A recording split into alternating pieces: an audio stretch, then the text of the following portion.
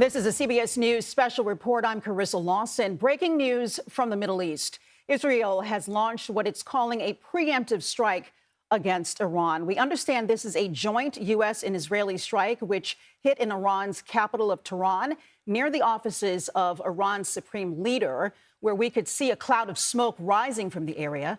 The Israeli Defense Ministry said in a statement that it launched the attack to remove threats from Iran to the state of Israel.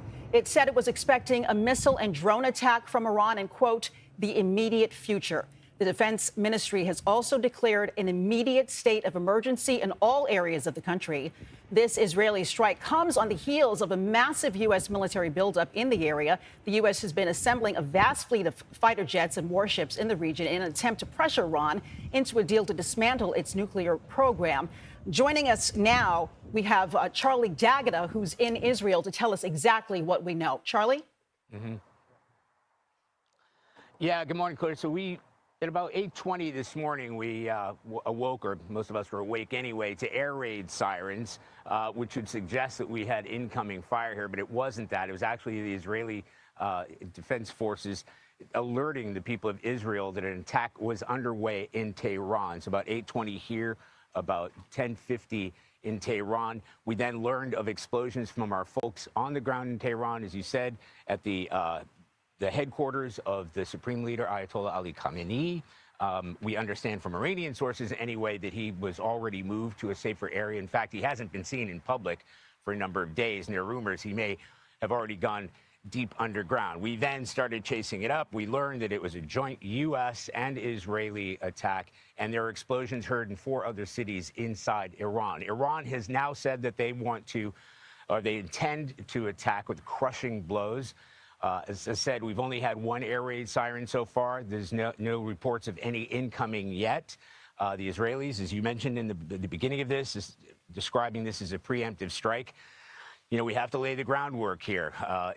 Israeli defense officials that we spoke to and intelligence officials say that Iran has fully capable ballistic missiles, 1,800 of them at least, many of them within reach of this country, also within reach of U.S. forces in the area. You talked about that massive buildup that we've got here. The USS Gerald R. Ford should be off the coast of Israel soon.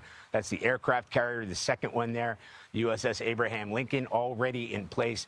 What we don't know yet is the scale of this first attack, as the Israelis are calling it, a preemptive strike.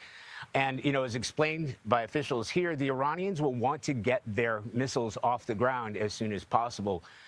If the Israelis are going to want to essentially wipe out any of their missile defense systems, and this is all taking place in the background of talks between the United States and Tehran about limiting its nuclear program. But as an auxiliary, as far as the Israelis are concerned, with good reason, they want to diminish or completely reduce Iran's ability to attack them with these middle to long-range ballistic missiles. And again, that puts U.S. forces at risk, too. Al Udeid, which is the largest airbase in this region for the United States, came under attack, you can remember, last June. They were sort of pre-warned, but they still had to launch a huge counterattack in order for those missiles to not get through. That was in Qatar.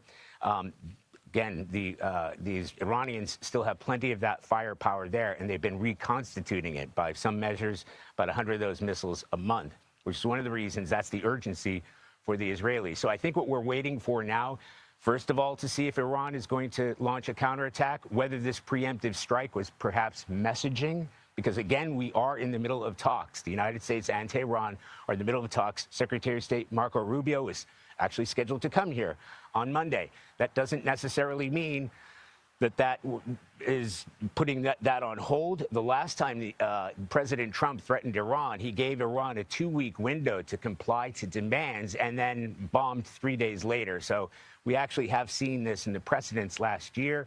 You remember Operation Midnight Hammer, where B-2 bombers, stealth bombers, targeted Iran's nuclear facilities. We might see a return to that. But as you said, we're seeing the largest buildup of firepower in this region, and that says a lot since the invasion of Iraq in 2003. Charlie, you touched on the huge military buildup in the region. Let's dig a little deeper into that. Talk about what's been happening leading up to this very moment. Yeah, well, so first of all, I'm going to take you back a few weeks ago when the huge demonstrations were taking place in Iran. And President Trump then warned the regime and told the people of Iran, look, we're going to protect you. And by any measure, thousands of people were killed. By some Western measures, may have been tens of thousands of people were killed. The idea at the time was that the United States simply did not have the military capacity, not just to strike Iran. That's pretty. They've always been capable of doing that at any time, but you have to be prepared for how Iran is going to strike back.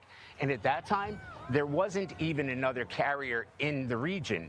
Now, over the course of the past couple of weeks, they sent the Abraham Lincoln with 4 or 5 F-35 and F-18 squadrons of fighter jets here in Israel for the first time that I can remember. F-22 stealth fighter jets are actually on Israeli soil. That doesn't happen. There's a lot of cooperation, but there's very rarely a time where you have U.S. forces operating inside Israel, especially with the strike package like the F-22 stealth fighters. Again, they turned the USS Gerald R. Ford that was in the Caribbean. It was already on assignment, and it had been deployed and deployed again. It's on extension toward this area. So that would not have been a decision that was taken lightly. In addition to that, we've been tracking, and airline trackers and Air Force trackers have been looking at all kinds of squadrons of more fighter jets that are just like plowed into this region, right? We have the U.S. Fifth Fleet in Bahrain. That's the naval base. Al Udeid, as I explained that, is in Qatar. And you have, along with that package, all the people that have got to run those fighter jets and refuelers. And that is where we've seen that kind of traffic, the refuelers, the fighter jets, the cargo aircraft. This is the United States on war footing. Now, I've said that before, and it sounds alarmist, but you have to remember that this is what the Pentagon does. This is what the Department of Defense does.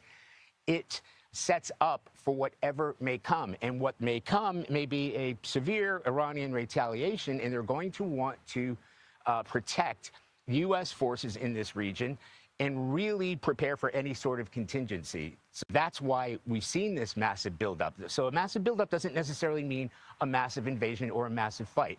Critically, there are no ground troops that are part of this package, which would suggest sort of sending people into Iran or a ground invasion. This is mostly an aerial package.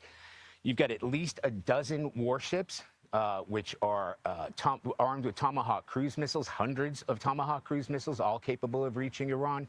So you start to look at what the military has put in place when you're trying to predict what may come. And this is a large-scale, protracted attack against Iran that they're preparing for, and preparing for how Iran might strike back. And in the past, we talked about Israel's vaunted Iron Dome. Well, during the 12-day war last year, those missiles got through. In fact, just about 2 blocks away, it hit and took down a couple of apartment buildings. There's this massive blast radius, and that is getting through the Iron Dome and getting past U.S. defenses. And that's just a hint of it. That's just a sample of what can happen. That was nowhere near what Israeli intelligence believes is still the capacity that Iran has within its group of missiles and defenses. That's a massive potential firepower there. But what are the potential targets in Iran with all of that in the region right now? So that's a very good question, because when the U.S. military and the Israeli military determine what may happen, they will put together what's called a strike package. And we've learned ourselves that U.S. military advisors have been telling the president, including the Joint Chiefs of Staff, Dan Kane, obviously Defense Secretary, Pete Hegseth has been telling the president, this is what we've got in place, and these are our options. What do those options look like? Well, limited strikes. You could go after regime targets. The Israelis have made very clear and very public, they want to destroy or denigrate the Iranian missiles because they are an existential threat to this country, much more so than the potential threat of a nuclear weapon, which is several months or years down the line by some estimates. The United States can also have the opportunity to go after Iran's missile facilities once again, because there is evidence, according to U.S. officials anyway, in the administration, that the Iranians have been trying to reconstitute their nuclear program, which they say is for peaceful means. the United States and others believe that they are bent and intent on making a nuclear weapon and the delivery process to fire that weapon. So from the top to the bottom, you might see limited strikes against regime targets. If that is, we'll have to get actual confirmation, but the Israelis are saying they went after, the Iranians are saying it was the headquarters of the regime. There are several areas of that to go after. They could go after the Revolutionary Guard, Islamic Revolutionary Guard Corps, the military, essentially Iran's military. There are plenty of targets, including the headquarters, which has been hit before. There are military assets throughout Iran. They are very good at spreading out those assets and those missiles. Some of them are mobile, about 350, 400 of those are mobile. And then some of them are also set in the ground as silos. And that, as far as the Israelis would be concerned, that would be the sort of preemptive strike. You're going to want to go after what Iran is capable of firing back. After that, it becomes a policy issue, whether this is about regime change, and whether you do go after government buildings, whether you do go after Iran's military, whether you do go after Iran's leadership, and whether you go after the regime. And again, if that happens, they have to expect that Iran is going to fire everything back as quickly as they can before, while they can still use it. So these are the scenarios that they would have gamed out. They would have looked at any one of these opportunities. If A happens, what happens when B happens? What does that mean to Israel? Should Israel go in first? Does Israel need the green light to go in first? Israel has been, we know this for a fact, Israel has been providing some of the intelligence and target acquisition, kind of saying this is where this battalion is, this is where those missiles are located.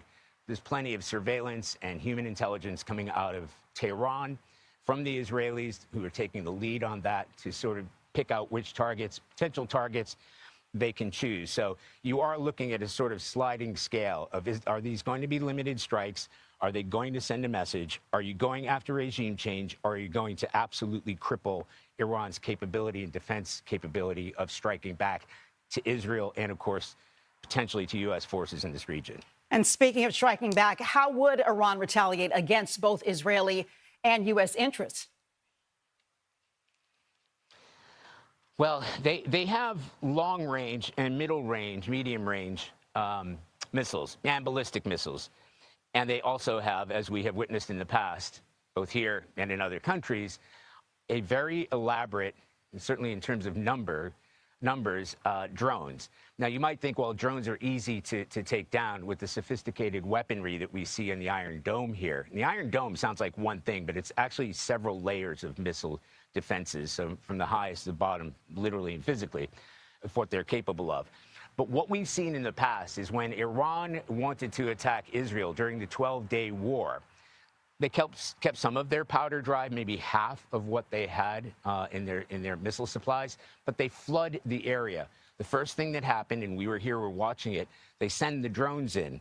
So that alerts the Iron Dome that there's something coming in. Now, in the middle of the Iron Dome, trying to look at where these weapons are pointed, they take a priority on populated areas. They take a priority on military bases to make sure that those places are protected better than most. You know, if it's going to hit the ocean, fine. If it's going to hit out in the middle of the desert where there's nothing there, fine. If it's going to populated areas, that immediately takes the priority. So if they send in a wave of drones, then the Iron Dome has to sort of cherry pick what's coming in. You've got drones coming in, and then you've got the much faster missiles that are coming right in the middle of that, kind of like hiding needles in a haystack. And they've got to try to intercept that as well. So that is what the Iranians are capable of. And when we take you back to the attack on Al-Udeid, which the United States was essentially forewarned that this was going to come, because the Iranians have been careful about not harming U.S. troops in this region for obvious reasons, because of the repercussions that may follow. So they were warned. The United States fired up their Patriot missile defense systems. And that was the largest launch of those Patriot missile defense systems in the history of the United States. And all the conflicts and wars that they've been involved in, that was the biggest launch.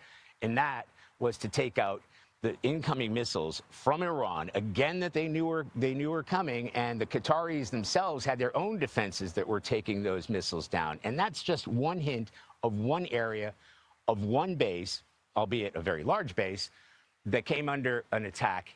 And you can certainly the U.S. officials and military officials are planning that they're not going to be forewarned. And there are multiple areas and between 30 and 40,000 U.S. troops spread across this region and spread out. Remember, there are assets at sea here, too, those 12 warships that I was talking about, at least. There are supply ships. There are the carriers, which will be among the most protected U.S. naval assets in this region. You know, the USS Abraham Lincoln, which is in the Arabian Sea, as I said. I'm not exactly sure yet because we were tracking the USS Gerald R. Ford. We knew that it was headed here from Crete, but I don't think it's what the military calls on station, so I don't think it's operational, but I could be corrected on that because we're certainly within that window that may happen. So the Iranians will be taking a close look as much as they can with their own sort of intelligence and surveillance and reconnaissance to see where those U.S. assets are, what they can go after. There's another U.S. base in Erbil in northern Iraq. There was a U.S. base a little bit further south in Iraq that has now been cleared out of U.S. forces there, so that's been drawn down entirely. Again, there's the naval base at Bahrain. All of these areas will be very well protected, but it really comes down to the volume of what the Iranians will try to fire back at U.S., keep calling them assets, but potential U.S. military targets in this region. A lot to digest now and in the coming days. Charlie D'Agata in Israel, thank you so much. Joining us now is Olivia Gazis, our CBS News national security reporter. And the first question I have for you, Olivia, is what do we know about the timing of these Israeli strikes in relation to the ongoing talks between the U.S. and Iran? Absolutely, Carissa. So here's what we know tonight about the diplomatic signals and the embassy movements, steps that have often preceded a deteriorating security environment and can often indicate potential military activity that everybody was on the alert for. We had seen some visible measures to move U.S. personnel out of harm's way, but not on the scale of past large-scale drawdowns, and nothing that would have clearly signaled a sweeping or sustained campaign.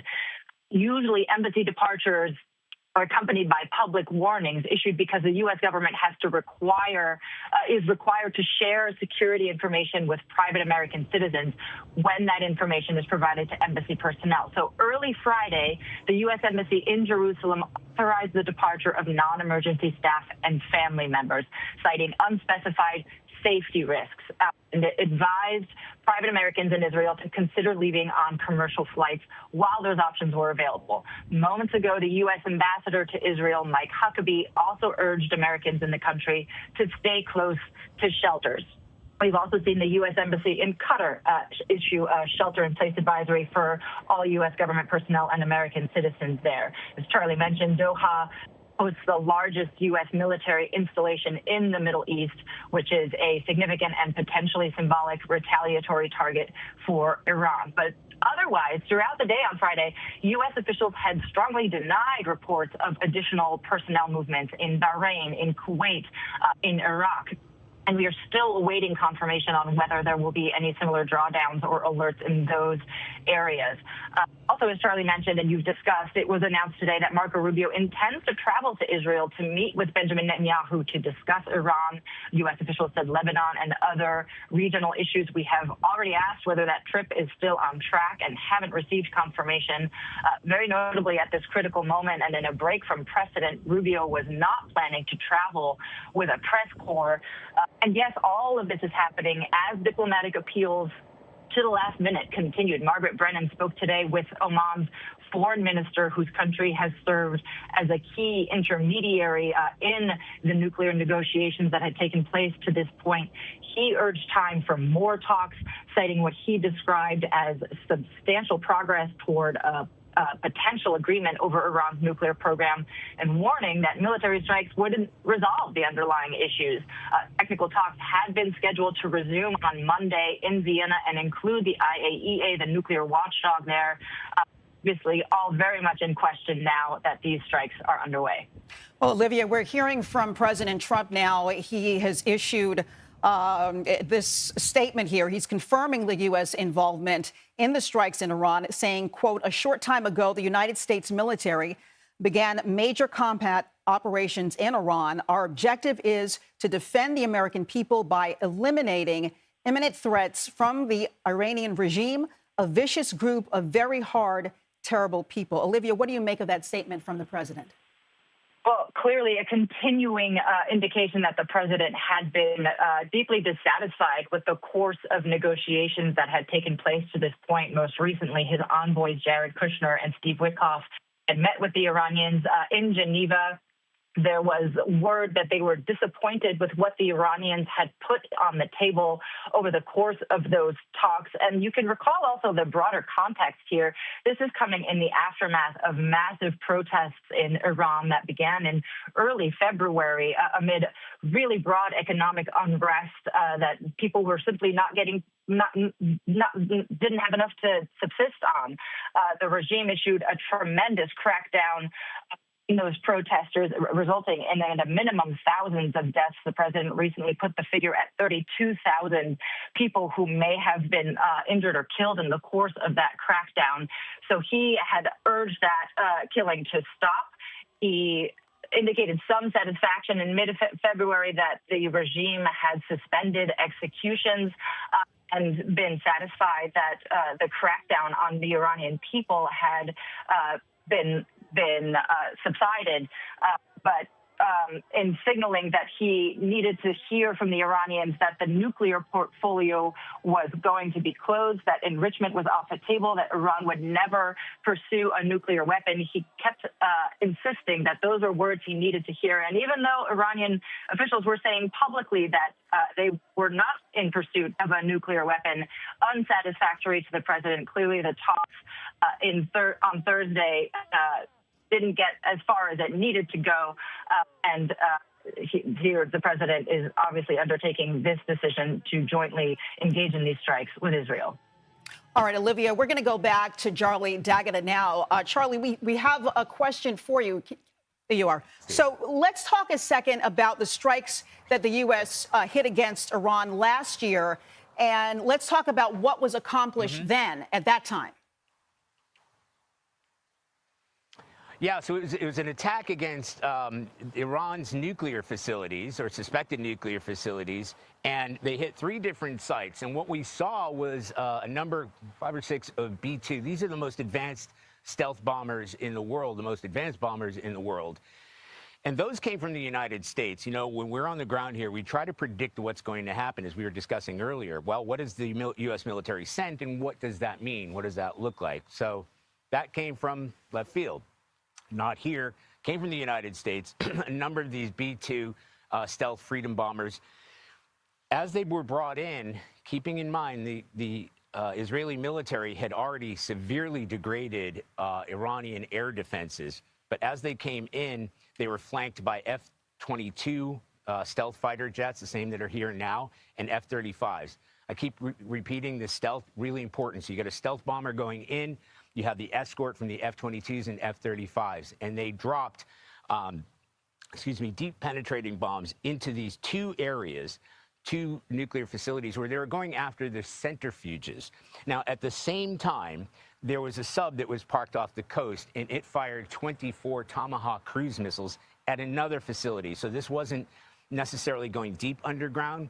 Cruise missiles can hit, but they can't penetrate the same way that the B-2 bombers that were firing what's called Moabs that had deeply penetrated, especially Fordo and Natanz. Those are the 2 facilities that the Americans were really trying to knock out. We were trying to get an after-battle damage assessment. We didn't get as much as we had hoped for. We were told several times that that was classified, but they were trying to get to the centrifuges, and they believed some of that damage was done. I mean, they went beyond that.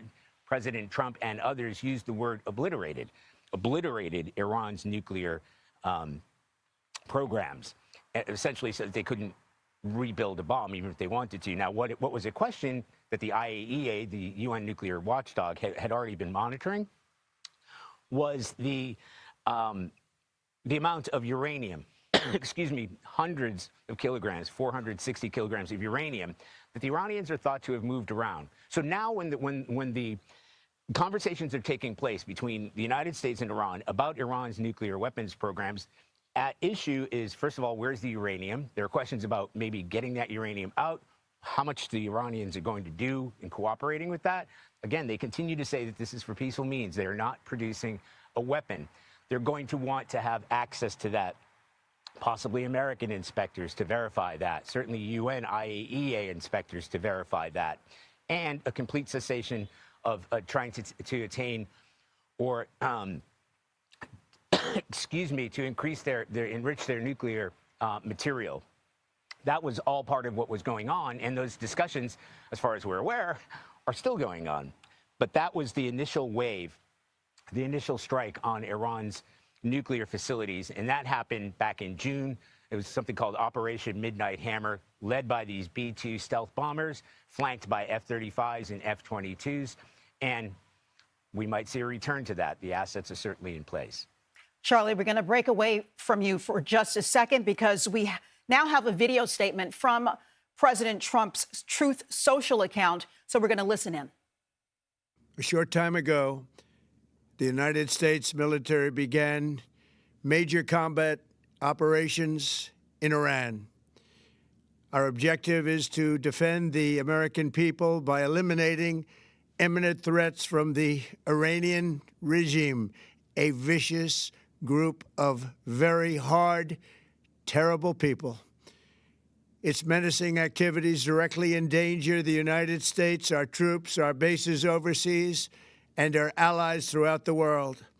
For 47 years, the Iranian regime has chanted death to America and waged an unending campaign of bloodshed and mass murder, targeting the United States, our troops, and the innocent people in many, many countries.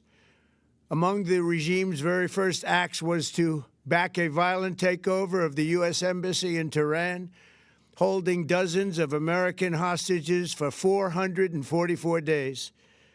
In 1983, Iran's proxies carried out the Marine barracks bombing in Beirut that killed 241 American military personnel. In 2000, they knew and were probably involved with the attack on the USS Cole. Many died. Iranian forces killed and maimed hundreds of American service members in Iraq. The regime's proxies have continued to launch countless attacks against American forces stationed in the Middle East in recent years, as well as U.S. naval and commercial vessels and international shipping lanes. It's been mass terror, and we're not going to put up with it any longer. From Lebanon to Yemen and Syria to Iraq, the regime has armed, trained, and funded terrorist militias that have soaked the earth with blood and guts. And it was Iran's proxy, Hamas.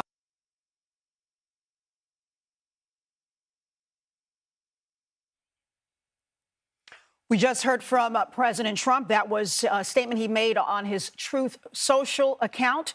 In his video statement laying out the, quote, mass terror from Iran that led to this. And Charlie D'Agata, we're going to go to you. What do you make of what you just heard from the president?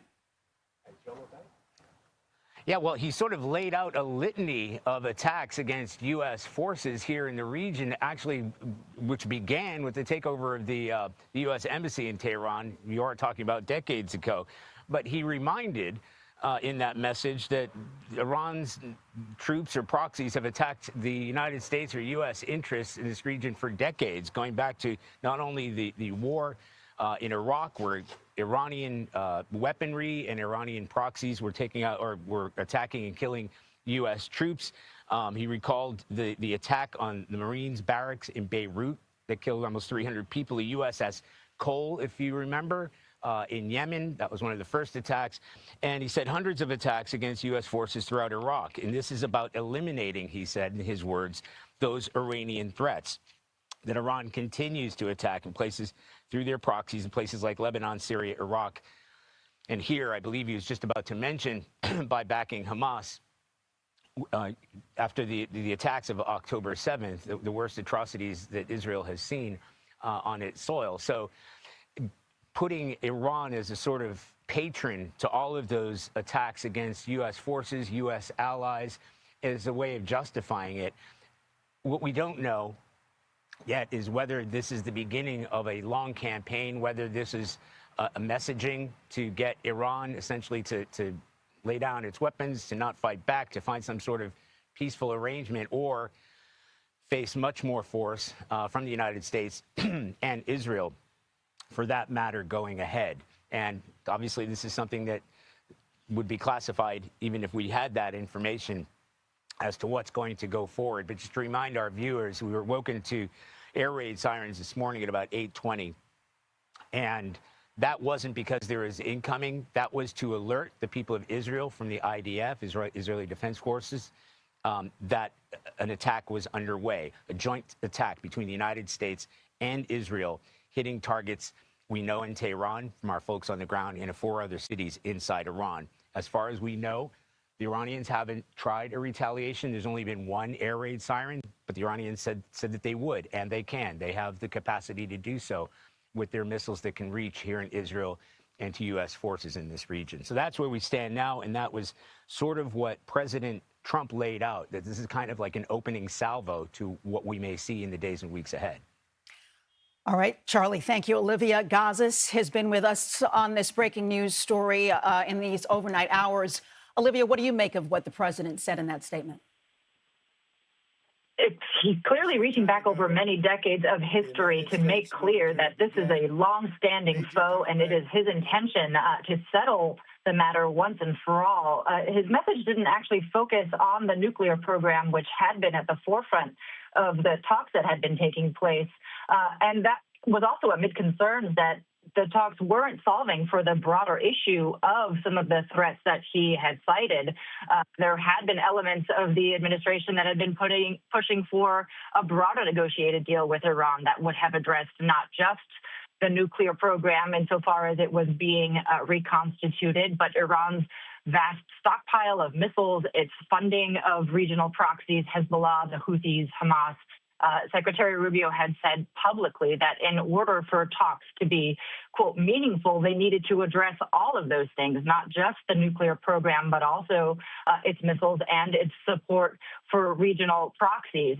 But indications that we got publicly were that the talks that had been taking place had the nuclear issue as its central focus, with missiles and proxy behavior as sort of ancillary things to address, and that may have sort of put things over the finish line, as it were, that, there wasn't enough headway being made on the nuclear question, and the other outstanding issues were just too large for the administration to be satisfied in terms of the threat that Iran poses to the region, and as the president said there, to Americans in the region.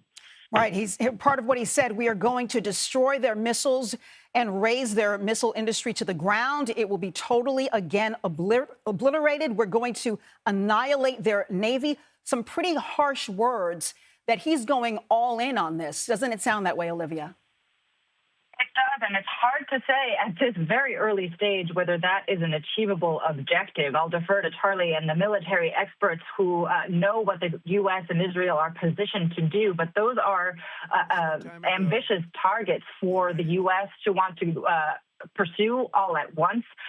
Obviously, the regime is going to want to retaliate. I think we've gotten an indication of that from Iranian officials in the region, and unless there is a sound decapitation of its leadership from the supreme leader on down, senior officials in the IRGC and the Basij, this is a regime that has dug in before, and this is a regime that has made clear that its primary goal is survival, and that is the reason that it has for a long time sought to portray itself as a threshold nuclear state, to stockpile as many missiles and build as many missile launchers as possible.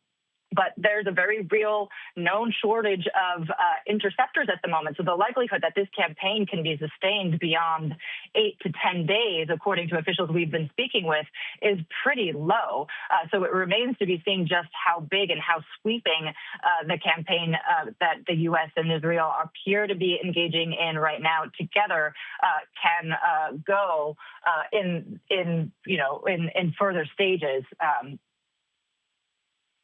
Yeah, he says we will ensure that Iran does not obtain a nuclear weapon. To the members of the Islamic Revolutionary Guard, the armed forces, and all of the police, I say tonight that you must lay down your weapons and have complete immunity.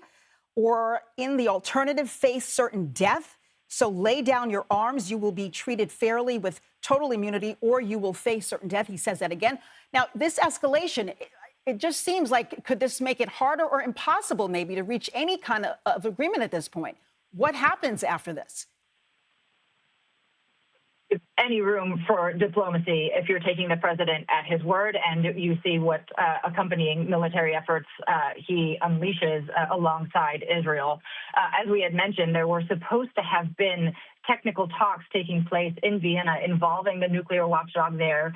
We were waiting for confirmation whether the U.S. was planning to participate. Iranian negotiators were there to continue discussing the nuclear portfolio amid signals from the mediators, the Omanis and others, that there was a real appetite to continue trying to find a peaceful solution, and using the argument that absent diplomacy, the multi-pronged issues here are not going to be resolved. It is far from clear whether those Monday talks continue to see if there can be a curtailment of the military campaign underway here. That was the word that we had as of late Friday, all very much an open question now as the attack has gotten underway.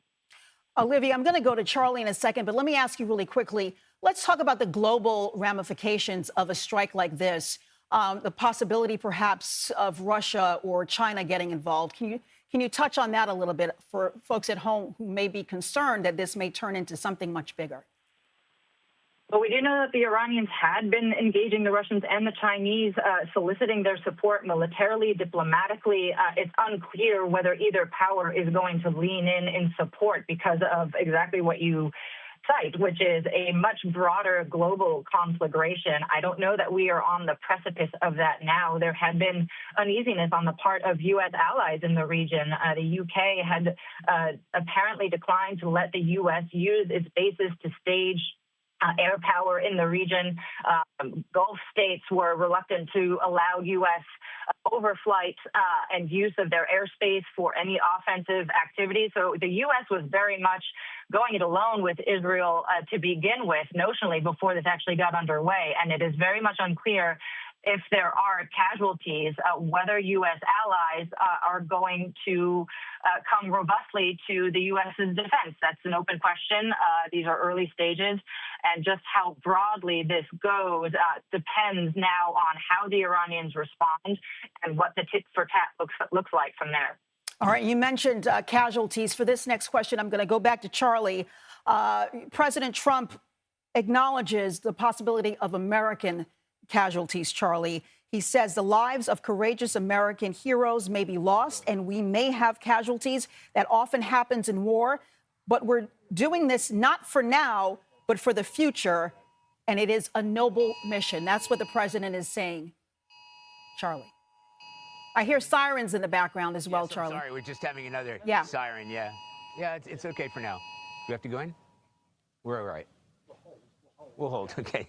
All right. Sorry about that. Just give me a minute. Yeah. So I wasn't able to listen to everything that President Trump was saying there.